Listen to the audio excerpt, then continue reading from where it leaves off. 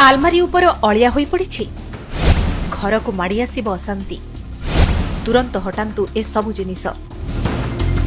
साधारणतः अनेकों घरे आपण देखिथिबे आलमारी बा कबोर्ड उपरे खाली नथिबो, ता उपरे किछि ना किछि जिनिस भरा होई रहिथिबो, ता भितरे भी जिनिस रहिबो, हेले ता उपरे एते सबु जिनिस जानती एहार वास्तु दोष रहिछि।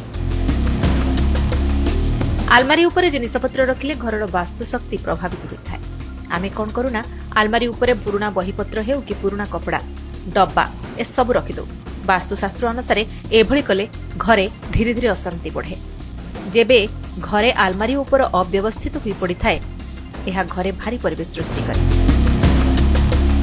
कहिबार माने परिवार लोकंक मनरे अस्थिरता बढ़िबा सह मन चापग्रस्त रुहे, निष्पत्ति नेबारे सेमाने भारी द्वंद्वरे पड़ते। एहा केवल मानसिक स्वास्थ्य नुहे बरं शरीर को भी खराब करे। एहा सह घरे आर्थिक स्रोत भी प्रभावित हुए। घर को टंका